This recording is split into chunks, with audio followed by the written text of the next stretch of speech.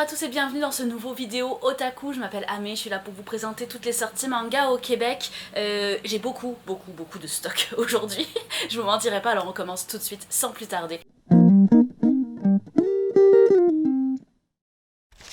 Le premier manga qui sort aujourd'hui, je sais que vous l'attendiez beaucoup, il a été très populaire dans sa version anglophone, c'est The Eminence in Shadow. On est chez Doki Doki et on est sur un shonen isekai.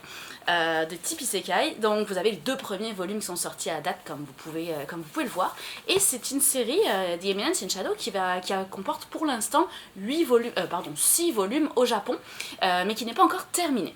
Alors dans Eminence in Shadow, on suit Sid qui est un passionné d'histoire où en fait les ficelles sont tirées depuis les ombres par des personnages maléfiques. Pour lui ce sont eux les vrais puissants et non pas les héros qui montrent leurs muscles et que tout le monde connaît. Et puis ce personnage un peu particulier, puis un peu détestable on va le dire, suite à un accident, il est transporté dans un autre, il meurt puis il est transporté dans un autre monde, donc isekai classique.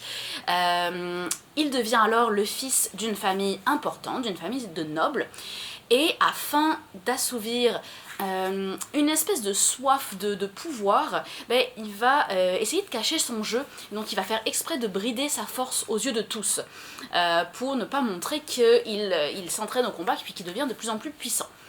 Alors un jour il va attaquer un repère de brigands, un petit peu pour s'amuser, rien de plus maléfique que ça, mais c'est là qu'il va tomber sur Alpha, qui est une jeune elfe qui a été faite prisonnière, et donc il va la sauver, et à eux deux, ils vont décider de créer une organisation de l'ombre, qu'ils vont appeler Shadow Garden. Enfin je dis il, mais en fait c'est plutôt lui qui va décider ça tout seul, puis qui va embarquer Alpha là-dedans, parce que c'est pas un personnage très inclusif, hein, il est assez centré sur lui-même. Vous aurez compris que j'ai pas beaucoup aimé le personnage principal, mais c'est ça qui rend le manga intéressant aussi.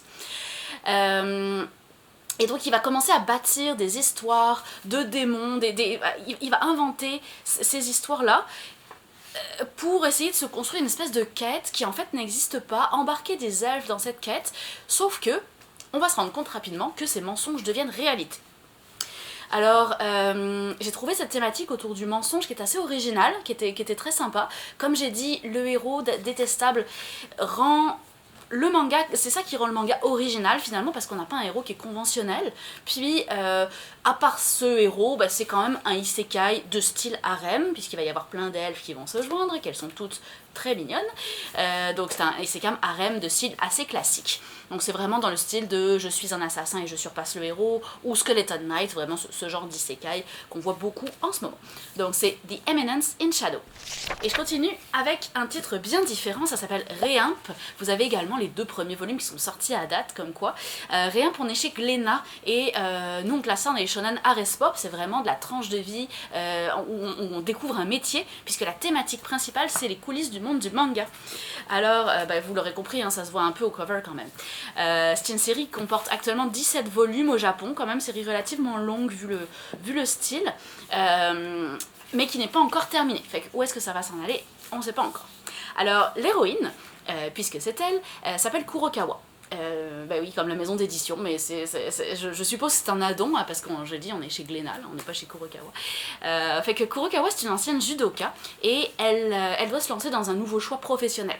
Alors elle décide de postuler dans une maison d'édition où elle est acceptée, et elle va découvrir son nouveau poste. Donc ce nouveau poste va la plonger un peu dans les coulisses du monde de l'édition du manga, un peu, beaucoup en fait. Elle va découvrir ce qui est le fun puis ce qui est moins le fun. Fait qu'elle va passer à travers la promotion spéciale d'une série, les visites aux mangaka qui ont tous leur caractère bien trempé, les réimpressions parce que le livre s'est tellement vendu qu'il n'y en a plus assez, puis que les lecteurs chialent parce que ça n'arrive pas assez vite. Donc Kurokawa va vraiment nous emmener dans les méandres et les secrets de l'édition du manga. Fait que ça c'est très le fun. Puis comme vous voyez, le dessin est assez simple, mais il est vraiment sa coche. Très joli dessin. C'est une série qui est comme très informative, un petit peu comme Bakuman, où on a ce côté, cette balance entre l'informatif mais aussi une héroïne très attachante et de l'humour. Donc on ressort de là très bien informé sur comment ça se passe le manga dans une maison d'édition japonaise, le réel fonctionnement de ces maisons d'édition. Puis donc c'est vrai, on peut vraiment apprendre pas mal de choses, mais à la fois on a cette Ori qui est très attachante, puis surtout qui est très droite dans ses convictions, ce qui fait qu'on a envie qu'elle réussisse. Donc c'est vraiment pour les fans de Bakuman, de Libraire jusqu'à l'os, on est vraiment dans ce type de manga très réaliste. Et puis un petit fun fact, c'est que après une courte recherche, on s'est rendu compte que tous les mangas qui sont cités existent réellement. Fait que c'est vraiment tout des références que probablement des mangas qui n'ont pas été traduits en français ou en anglais, fait que nous on connaît pas, mais pour lesquels les japonais ont probablement des références. Fait que c'est sûr que en tant qu'étranger, on manque probablement une partie des références puis de l'humour, mais ça rend pas le manga moins intéressant. Donc c'est Reimp, 2 volumes sortis à date. On continue. Et celui-ci, je sais que vous l'attendiez tous avec impatience, avec Horimiya. Alors c'est le tome 2 que je vous présente ici, encore une fois les 2 premiers volumes sont sortis en même temps, et puis tout le monde s'est jeté sur le tome 1, fait que je n'en ai plus pour vous le montrer aujourd'hui. Le tome 1 est rose, enfin avec une écriture rose, mais il est sensiblement similaire au niveau du style de cover. Donc Horimiya, on est chez Nobinobi, qui sort un petit peu de son cadre habituel, puisque Nobinobi, on s'adresse habituellement plus à un public jeunesse, c'est pas le cas ici. Horimiya, on est sur un shoujo à la fois un peu psychologique, parce qu'il y a des thématiques très sociales qui vont être abordées, puis très psychologie humaine. En même temps, une histoire vraiment axée sur les sentiments, la relation entre les 2 personnages, mais aussi très humoristique. Donc, un shoujo qui allie beaucoup de force finalement. Alors, l'auteur est pas forcément super connu, c'est pas mal la seule série qui est connue de cet auteur là. Et puis Horimiya, c'est une série qui est terminée en 14 volumes au Japon, déjà très avancée en anglais, pour ceux qui lisent en anglais, mais la version française est assez délectable. Alors dans Horimiya, on suit Ori et Miyamura, qui sont deux jeunes qui sont au cégep et qui sont opposés en tout point. Alors Ori, elle est très populaire, très conventionnelle, alors que Miyamura, lui, il est calme, taciturne, c'est l'espèce d'otaku à lunettes dans toute la force des clichés qu'on peut se représenter. On va rapidement se rendre compte que c'est pas le cas, je peux vous l'assurer. Et donc ces deux-là étaient loin de se douter qu'ils allaient devenir amis, mais les apparences sont trompeuses. Alors, donc, comme je viens de vous le dire, Miyamura n'est pas du tout ce qu'on pense qu'il est, mais Ori non plus. Ils se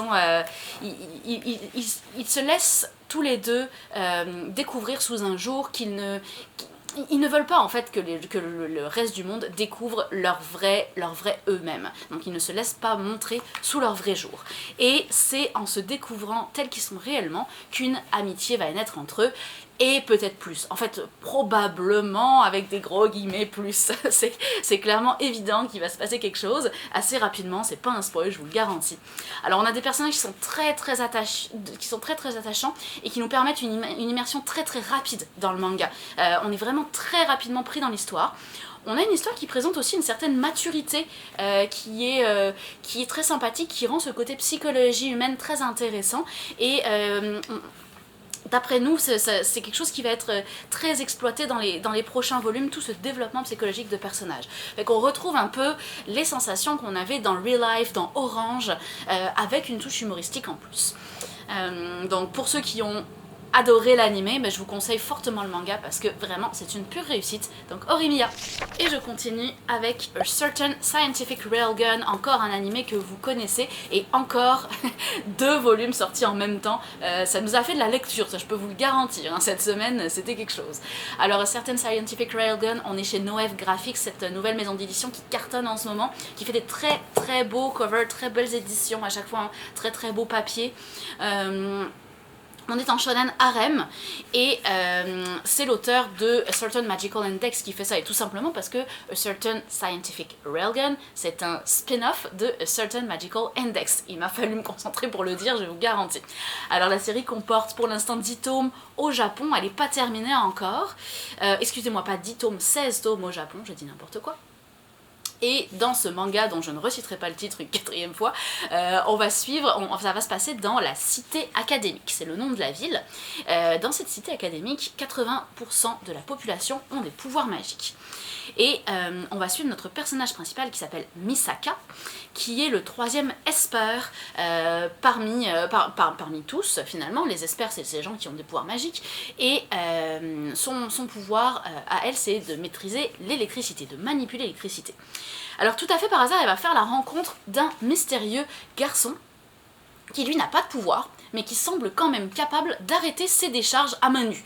Fait que très intriguant, très mystérieux. Qui est ce garçon? Elle l'a jamais vu. Est-ce que vraiment il est sans pouvoir comme il le prétend ou est-ce qu'il cache son jeu?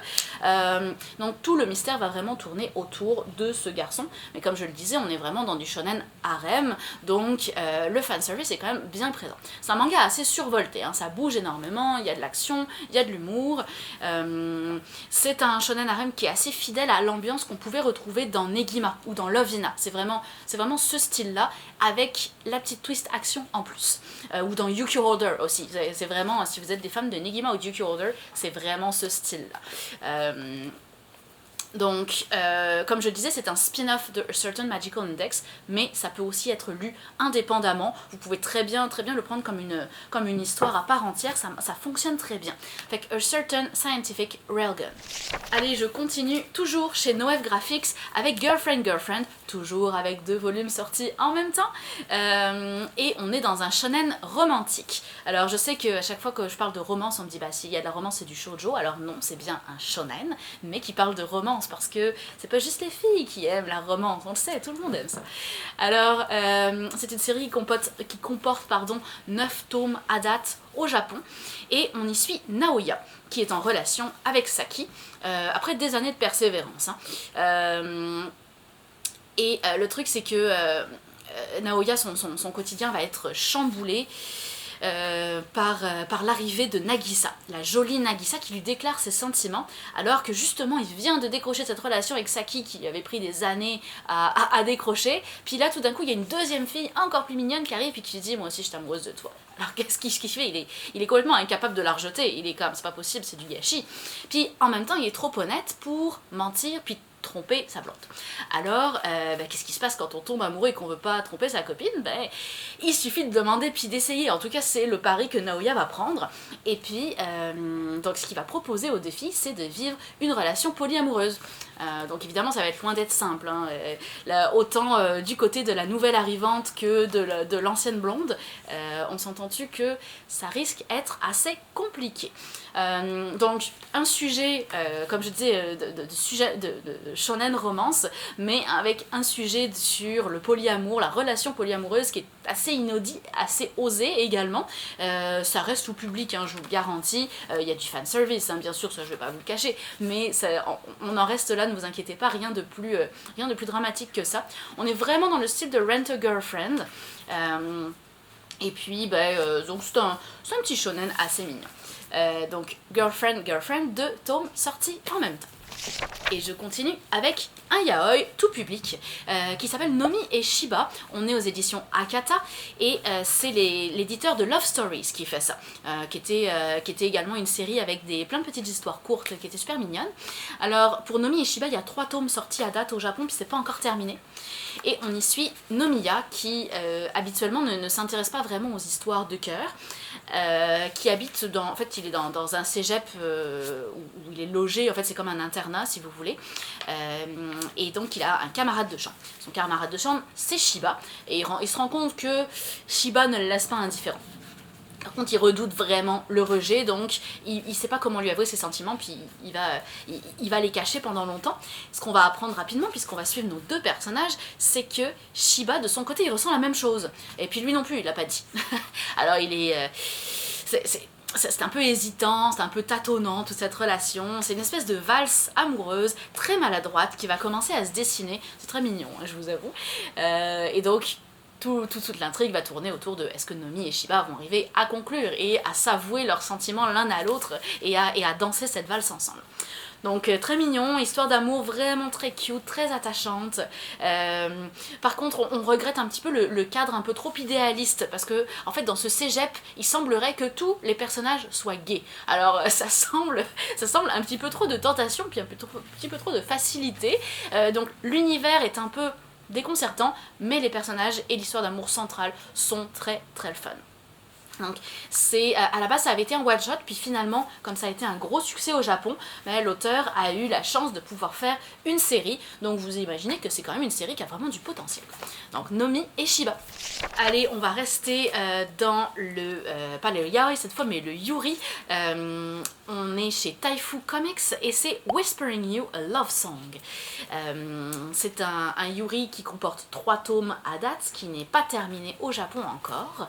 On sait que souvent les yuri c'est quand même des histoires relativement courtes, donc pas d'inquiétude à ce niveau-là. Alors dans Whispering You a Love Song, on suit une jeune fille qui s'appelle Imari.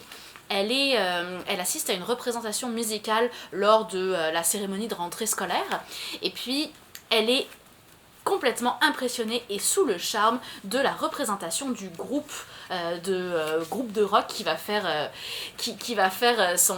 une représentation en fait pour cette cérémonie, et notamment la chanteuse. Et qu'elle est quand elle dit j'ai eu le coup de foudre, mais en fait c'est pas que j'ai eu le coup de foudre pour la personne, mais j'ai eu le coup de foudre pour sa prestation, pour sa présence, pour son charisme. Imari est censée être straight, hein, fait que à la base c'est pas ça, le développement n'est pas sur une relation amoureuse, mais elle veut absolument, elle est très très enthousiaste, hein, Imari. Alors elle veut absolument partager son ressenti avec la concernée. Elle va lui avouer ce qu'elle a ressenti pendant cette prestation musicale, et puis c'est en lui avouant ça, en allant la voir, en prenant son courage à deux mains, que finalement Yori, notre chanteuse, a le coup de foudre. Mais elle, pour le coup, elle est lesbienne et elle a le coup de foudre vraiment pour cette jeune fille. Puis elle décide de lui cacher parce qu'elle aime bien quand même se faire flatter et puis se dire que c'est une bonne musicienne puis qu'elle a de la prestance sur scène. C'est fait qu'elle veut pas gâcher ce moment-là. Fait qu'elle dit rien. Alors finalement l'amitié va grandir entre les jeunes filles. Alors est-ce que Yori, la chanteuse, va risquer d'avouer ses sentiments à Imari, tout en sachant que ça pourrait gâcher cette amitié et cette belle relation qu'elles ont, que ça risque de chambouler leur relation. Tout va tourner autour de cette histoire un peu déconcertante, parce que l'attitude de Imari est un peu ambivalente. À chaque fois elle dit oh, j'ai le coup de foudre, je l'adore, on a l'impression qu'elle est tombée amoureuse, mais en fait non, c'est juste qu'elle ressent une profonde amitié puis une profonde admiration pour cette jeune fille. Donc l'histoire risque de ne pas être simple. Donc on est souvent tiraillé entre situations qui pourraient se terminer sur un élan d'affection, mais qui ont toujours de la misère à y arriver. Ce qui est vraiment le fun, c'est l'enthousiasme, le dynamisme de Imari qui est vraiment contagieux. C'est un personnage absolument adorable. On est vraiment dans le style de Yuri de Bloom Into You. Si vous avez aimé cette série, probablement que vous allez aimer celle-ci. Donc c'est Whispering You a Love Song. Et je continue dans un style bien différent pour le coup avec Poison quotidien. On est chez Akata.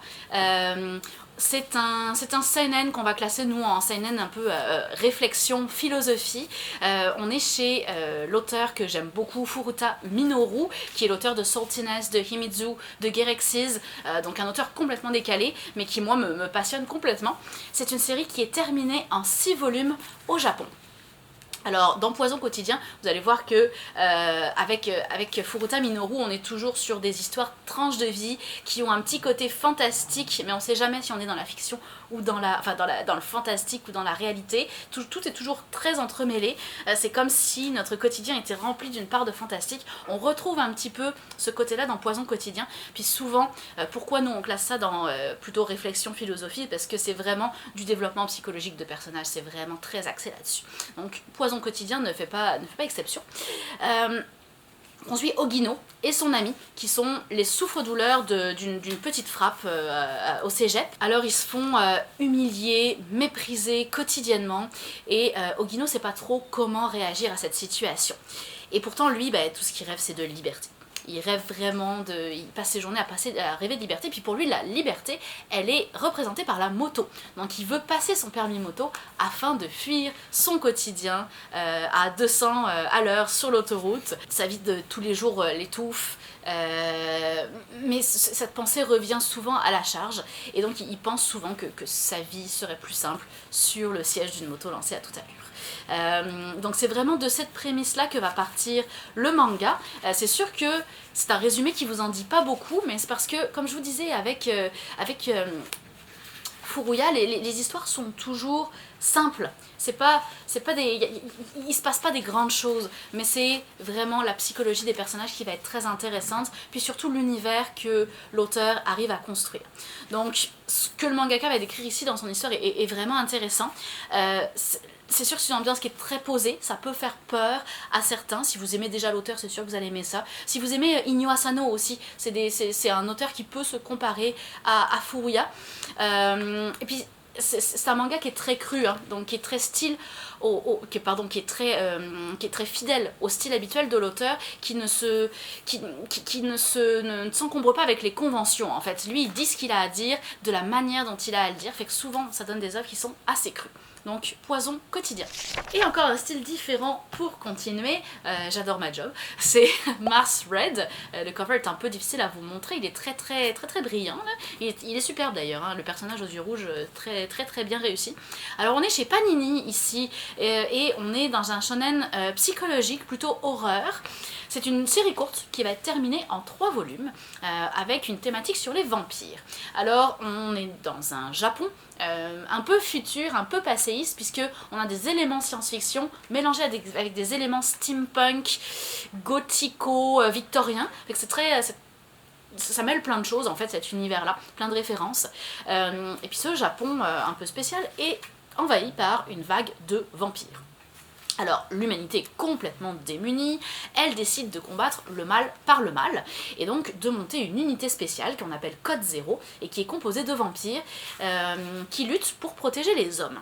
Alors, entre leurs différentes missions et leurs conditions pas faciles de vampires qui protègent des hommes, les membres de l'unité sont vraiment tous aux prises avec ces nouvelles conditions, puis ces nouvelles réflexions. Donc ils se questionnent en fait, ils passent leur temps qui n'est pas en mission, à se questionner, est-ce qu'ils sont des vampires à part entière ou est-ce qu'ils restent un peu humains malgré tout. Donc on retrouve ces mêmes thématiques de quête d'identité qu'on avait dans Tokyo Ghoul par exemple. Donc on est très quand même dans l'univers gothique. Nous on le classe en psychologique parce qu'on trouve que cet aspect psychologique des vampires et de quête identitaire est très bien développé, mais on reste quand même dans un univers très gothique, ça bouge, un univers bien développé, très riche comme je le disais, des personnages qui sont atypiques, qui sont assez uniques, même si le début du manga est un peu stéréotypé, mais ensuite on arrive à sortir de ce stéréotype là, fait que la suite devient très intéressante. D'ailleurs les 2 premiers volumes sont sortis aussi décidément, donc on est vraiment dans le style de Devil's Line ou de Silver Wolf, ce genre de manga. Donc c'est Mars Red. Le manga suivant, alors oui, vous avez bien entendu le titre, c'est bien Badass Cop and Dolphin. Oui, vous avez entendu, c'est exactement ça. On est chez Kazé, c'est un shonen humoristique, comme le titre le laisse présager, et c'est un shonen qui est écrit par l'auteur Ryuhei Tamura, qui est l'auteur de Beelzebub, du grand Beelzebub, également de Hungry Mary, série courte qui va être terminée en 5 volumes, contrairement à Beelzebub, qui était quand même une série relativement longue. Alors l'intérieur est aussi déjanté hein, que ne pourrait le laisser présager le titre. On suit Boyle Sajejima, qui est un flic pas comme les autres. Il est violent, il est turbulent, il est imprévisible. Il aime l'action en mode badass, il n'arrête pas à répéter que lui, il est juste badass. Bon, le truc c'est que ça lui vaut quand même plusieurs bavures. Il est badass au point que c'en est problématique, si vous voulez. C'est un peu un Ryo Saeba dans City Hunter, mais plus. Fait qu'à la suite de ses bavures, il est muté. Il doit partir en retraite forcée, en fait il doit s'exiler sur une petite île perdue du sud du Japon, avec les plages de sable blanc et les cocotiers comme on peut les imaginer. Le truc c'est qu'à peine arrivé sur place, il fait la rencontre de son partenaire, puis son partenaire, alors il va falloir que je vous le montre, hein, même si vous l'avez déjà vu, son partenaire c'est un dauphin. Bah ouais, tout simplement, un dauphin. Alors un dauphin qui parle et qui a des mains. Et en plus ce dauphin est son supérieur, ce qui va pas trop lui plaire. Et donc très vite ce duo va se retrouver sur la piste de nouveaux crimes marins. Donc on va vraiment rester dans l'univers marin tout au long. Humour et action vont vraiment de pair dans ce manga. Tiens, je vais vous remontrer le dauphin en pleine action, c'est quand même assez délirant. Ça bouge vraiment et en même temps le manga fait rire parce que c'est complètement déjanté, c'est du grand n'importe quoi. Donc c'est vraiment dans la même lignée humoristique. Je viens de tomber sur une scène absolument monumentale. C'est vraiment dans la même lignée humoristique que les Beelzebub. Ça va vraiment plaire aux fans de l'auteur, plaire aux fans de séries humoristiques décalées, comme Spike's Family par exemple, ou Mission Yozakura Family, qui humour décalé et en même temps qui allie de l'action à l'humour. Donc Badass Cop and Dolphin. Allez, on passe au prochain manga qui se nomme un titre assez compliqué à prononcer, que l'éditeur français a décidé de garder en japonais, c'est Asobi Asobase. Alors on est chez Noëv Graphics avec une très jolie couverture en peau de pêche, donc très douce, au toucher on pourrait le mettre sur la joue puis ça nous caresse la joue. J'aime bien ces petites couvertures douces, c'est très mignon. On est chez Noëv Graphics puis on est sur un shonen humoristique. On va rester dans l'humour très décalé, vous allez le voir. Série qui comporte 11 tomes au Japon et qui n'est pas encore terminée, où on va suivre un trio de jeunes filles qui s'appellent Olivia, Hanako et Kasumi. Olivia est un personnage un peu différent de ce qu'on voit d'habitude puisque c'est une étrangère qui vit au Japon, qui parle japonais mais pas très bien. C'est une américaine si je me rappelle bien. Alors pour Olivia, Hanako et Kasumi, le jeu c'est sérieux. C'est même un peu trop sérieux. À la suite d'avoir perdu un jeu, nos trois héroïnes vont se donner des gages en fait, et puis elles vont décider de construire un club, de mettre sur pied un club de jeux. Dans ce club de jeux, elles vont inventer des jeux qui vont être tour à tour, loufoques, absurdes, sérieux, dérisoires. Je vous assure que vous allez rire à chaudes larmes avec ça. C'est très épisodique, hein, comme le laisse présager ce genre de manga, avec un dessin qui peut être à tour mignon, puis tour à tour très sérieux en fait. C'est ça qui est assez impressionnant avec ce style de dessin qui va changer d'une case à l'autre et puis qui nous surprend. Il y a un côté très surjoué des gags, comme si on était au théâtre, avec des faces qui vont être faites par des faces que vont faire les personnages, et qui vont être très cocasses, des situations plus cocasses les unes que les autres. Honnêtement, j'ai pas pu arrêter de rire du début à la fin, c'est juste complètement délirant. Les personnages sont très originaux également. On va retrouver ce même type d'humour qu'on avait dans Pop Team Epic, cette espèce de manga de gag complètement décalé en 4 cases, ou encore dans Mieruko-chan, où on avait également cet aspect humoristique qui était décalé avec une touche horrifique, et où quand on passait dans la touche horrifique, le dessin changeait du tout au tout, et que ça fait vraiment penser à Mieruko-chan. Donc c'est Asobi Asobase. Et je reste encore chez Noëv Graphics avec Ao-chan Can Study. Et oui, on a reçu une grosse batch de Noëv, fait que je suis pas là pour faire la promotion spécifiquement de cet éditeur là, c'est juste que tout est sorti en même temps, fait que c'est un addon. Alors dans Ao-chan Can Study, on est sur un shonen plutôt de romance. C'est une série qui est terminée en 8 tomes au Japon, où on suit la jeune Ao qui est très studieuse. Elle ne fait qu'étudier. En fait, elle s'est décidée de mettre les efforts nécessaires pour terminer ses études le plus rapidement possible et ensuite se la couler douce. Donc elle a vraiment pas le temps pour les distractions qui normalement sont réservées aux adolescents. Puis évidemment, elle a encore moins de temps pour les garçons et les histoires d'amour. Et pourtant, Kijima, qui est l'idole, le plus beau gars du cégep, lui déclare sa flamme. Contre toute attente.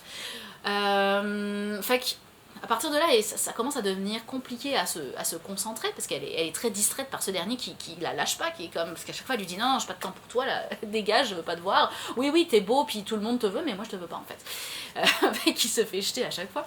C'est quand même assez drôle. Et puis, c'est ça, ça va commencer à devenir compliqué pour elle de se concentrer sur ses études. Et le truc en plus, c'est que Ao-chan a une vie de famille un peu spécifique, c'est que son père est écrivain, mais pas n'importe quel écrivain, il est spécialisé dans la romance érotique. Donc la maison est remplie de romans érotiques qu'elle lit depuis longtemps, et c'est un peu ses seules références en matière d'amour. Alors quand sa seule expérience c'est ça, ça fait que ça trafique un petit peu sa vision de l'amour. L'autre chose qui va se passer, c'est que son père veut absolument voir sa fille avoir sa première relation amoureuse, et donc va surgir en chibi à des moments complètement inopportuns pour essayer de faire en sorte qu'elle conclue avec Kijima. Donc le manga est vraiment présenté comme une ambiance amoureuse, mais avec un côté humoristique et décalé qui est semblable un peu à Ranma 1/2, avec plus de fanservice que Ranma Demi par contre. Même si le début de Ranma Demi était quand même intense. Ce qui est un peu gênant par contre dans le manga, bien que ce soit assez rafraîchissant et sympathique, ce qui est un peu gênant c'est la relation avec le père de Ao, qui se veut humoristique parce que le père est toujours dessiné en chibi comme si c'était pas un vrai personnage, comme si c'était une mascotte, mais finalement ça alourdit énormément l'histoire, fait que cette relation est un petit peu manquée j'ai trouvé. Donc c'est vraiment dans le style de Kaguya-sama, Love is War, ou de Rent a Girlfriend. Alors c'est Ao-chan Can't Study. Mon prochain manga c'est Love Me for Who I Am.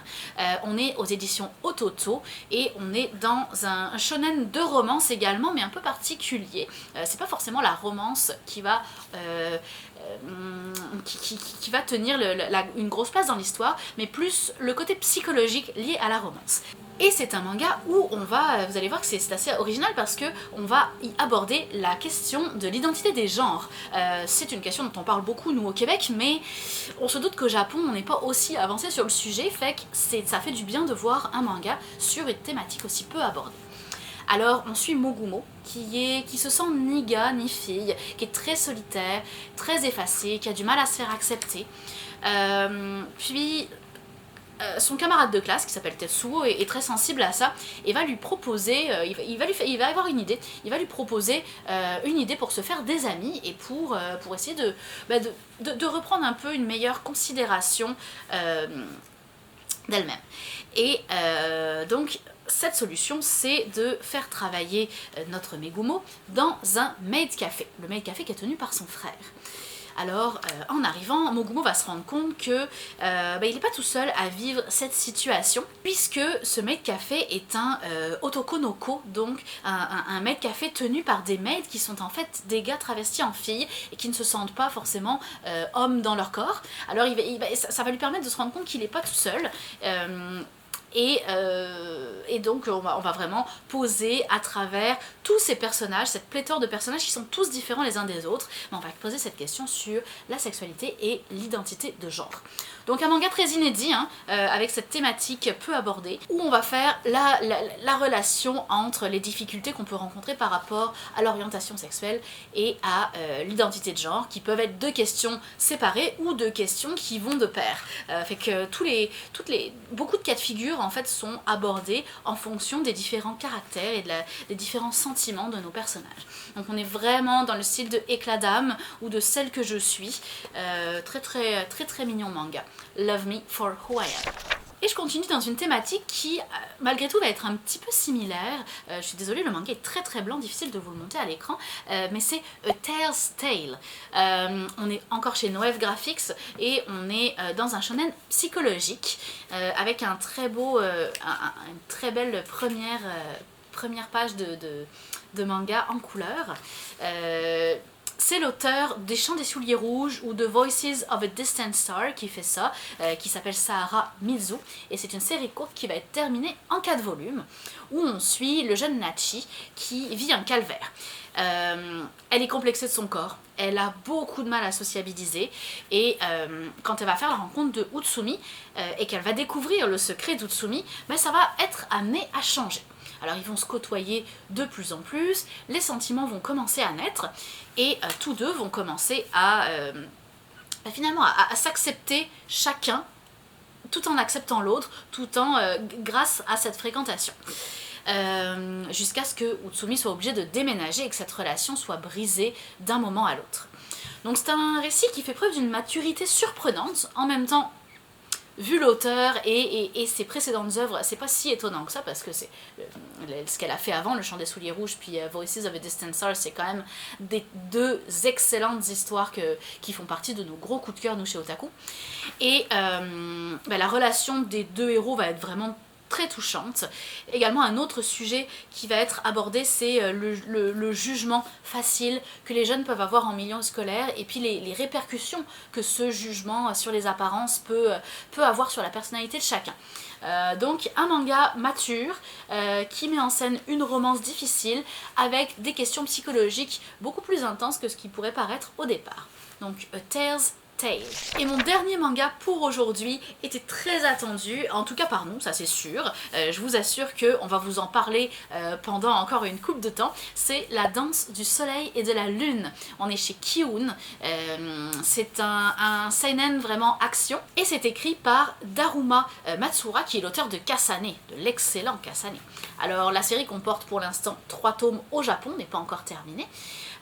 Et on est dans le Japon médiéval, dans lequel, on le sait, l'honneur est tout pour un samouraï. Samouraï qui va être notre héros principal, qui s'appelle Konosuke. Konosuke, il essaye tant bien que mal de régir sa vie, toute sa vie, selon les principes du code d'honneur des samouraïs. Il cache un lourd secret. Et ce secret, on va l'apprendre très rapidement, ne vous inquiétez pas, c'est pas un spoil, ce secret c'est qu'il est incapable de tenir un sabre, ce qui est un peu problématique pour un samouraï.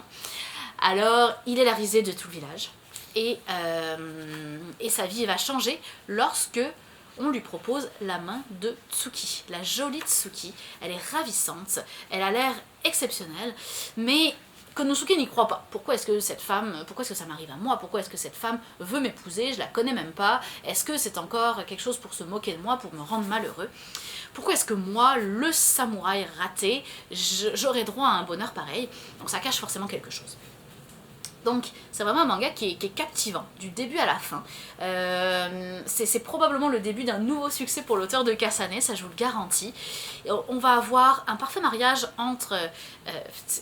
D'ailleurs, oui, c'est un parfait mariage dans les deux sens, parce que c'est un parfait mariage ou pas, parce que vous allez voir que ça comporte aussi quelques petites saucisses, ce mariage surprenant. Mais ce que je voulais dire par là, c'est que c'est un parfait mariage entre les codes du samouraï et en même temps un côté surnaturel qui va venir ponctuer le manga et donner toute son originalité à l'histoire. Donc on retrouve un peu les codes et les thématiques qu'on retrouvait dans le Kasane, avec cette ambiance assez sombre, cette psychologie du personnage qui est très très bien développée. On retrouve le côté action qu'on a dans Butterfly Beast également. Donc une très très belle série qui nous a énormément plu à la lecture.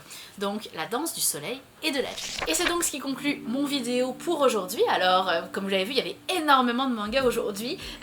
Avant de vous laisser, je termine avec mes tops et mes flops comme d'habitude. Mon flop cette semaine, c'est Ao-chan Can Study. Comme je l'ai dit, j'ai beaucoup aimé le personnage principal, j'ai beaucoup aimé le gars qui va tomber amoureux d'elle, puis leur relation. Mon problème, c'est cet alourdissement de la série par les apparitions un petit peu malsaines du père. Fait que pas trop aimé cette série là. Et sinon je vais avoir 2 coups de cœur aujourd'hui. La danse du soleil et de la lune, je viens d'en parler. Comme j'ai dit, pour moi c'est un nouveau succès en devenir, avec une très très bonne balance entre action, développement psychologique de personnages, fantastique, ambiance, donc un manga qui allie beaucoup de force. Et puis Horimiya, très très belle histoire d'amour, avec même chose, des personnages qui sortent des sentiers battus, une relation aussi qui sort des sentiers battus puis qui va évoluer petit à petit, et on a vraiment envie de voir ces personnages terminer ensemble. Est-ce que ça va être le cas ou non?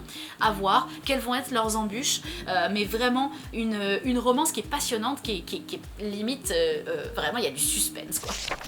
Fait que c'est ça qui va conclure ma vidéo aujourd'hui. Merci beaucoup de m'avoir écouté encore cette semaine. Je vais vous retrouver la semaine prochaine pour plus de nouveautés manga. En attendant, n'hésitez pas à vous abonner à notre chaîne YouTube. Comme vous l'avez vu, on poste énormément de contenu, pas seulement sur les nouveautés, mais sur plein d'autres affaires.